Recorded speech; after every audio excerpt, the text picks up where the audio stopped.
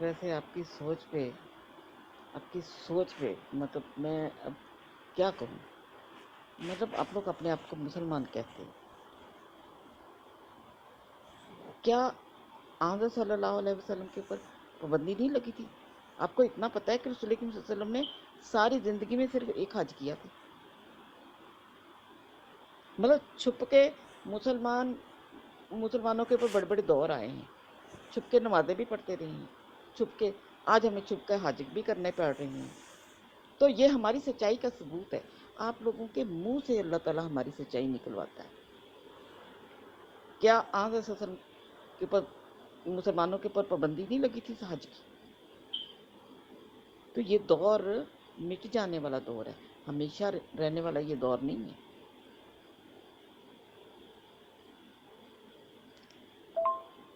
بات سنیں، یہ غلط بات کر رہی ہیں حضرت صلی اللہ علیہ وآلہ وسلم کے اتنے بڑے مقام کے اوپر آپ ان کی توہین کر رہی ہیں۔ ان کے اوپر جب پابندی لگی تھی وہ واپس لوٹ گئے تھے اور پھر اگلے سال بڑے دھڑلے اور کانفیڈنس سے آئے تھے واپس دوبارہ حج کرنے کے لیے، اور آپ لوگ تو چھپ چھپ کر جاتے ہو اور حج کرتے ہو جھوٹے لوگ۔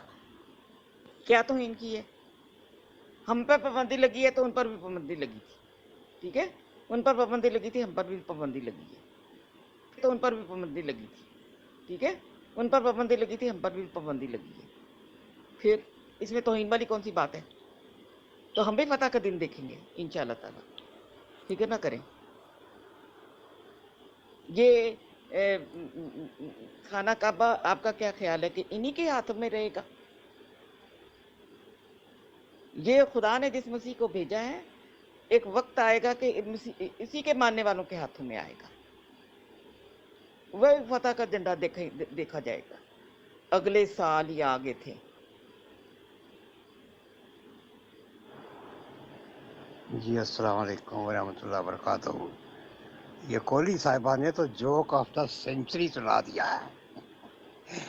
جوک آف دا سینچری ہے یہ، نہ صرف سینچری بلکہ اگلی 3 صدیاں۔ ان کا دعویٰ ہے کہ پوری 300 سال ہی نہیں ختم ہوں گے کہ احمدیت پوری دنیا میں پھیل جائے گی۔ ظاہر ہے پھیلے گی تو خانہ کعبہ بھی آئے گا۔ کون جیتا ہے تیری زلف کے سر ہونے پر؟ کوہلی صاحبہ، شیخ چلیوں کے پلاؤ نہ پکائے۔ آپ کے خلیفہ اپنے ہی شہر سے بھاگے ہوئے ہیں، قادیان سے، خلیفہ ثانی برقع پہن کے۔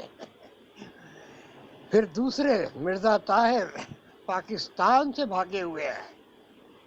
اب لندن میں ان خلیفہ صاحب کا فیوچر خطرے میں پڑا ہوا ہے، کیونکہ یہاں بھی خاصی جگ ہسائی ہو رہی ہے۔ فی الحال پہلے اپنے گھر کو درست کریں۔ مجھے لگتا ہے لوگ آج کل یہی ان کا خیال ہے کہ یہ اس جماعت پہ جو یہ بد کرداریاں کرتے رہے ہیں اور کرتے رہیں گے یا کرتے رہے ہیں، یہ اس کا عذاب آیا ہوا ہے۔ عذاب سے ڈریں۔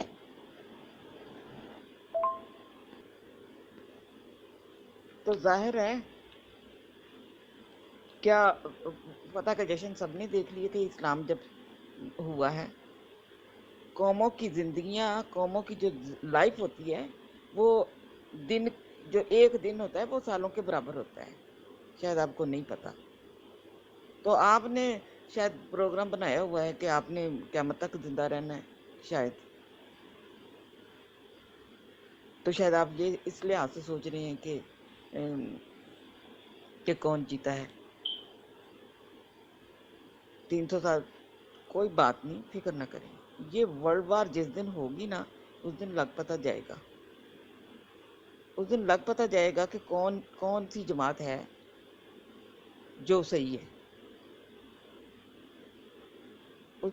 کوئی بات نہیں، فکر نہ کریں، یہ ورلڈ وار جس دن ہوگی نا، اس دن لگ پتہ جائے گا، اس دن لگ پتہ جائے گا کہ کون سی جماعت ہے جو صحیح ہے۔ محترمہ، آپ کے خلیفہ ثانی جب پاکستان آئے تھے ہجرت کر کے، تو یہ جماعت کو تلقین کی تھی کہ کم از کم ہمارے پاس ایک صوبہ تو ہونا چاہیے۔ وہ اشارہ کر رہے تھے صوبہ بلوچستان، جس کی اتنی زیادہ آبادی نہیں تھی۔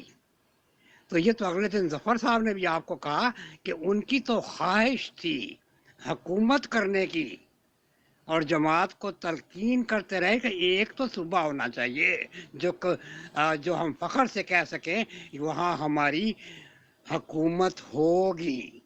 اب وہ تو حسرتیں لے کے چلے گئے اس جہان سے، نہ خدا ہی ملا نہ وصال صنم، نہ ادھر کے رہے نہ ادھر کے رہے.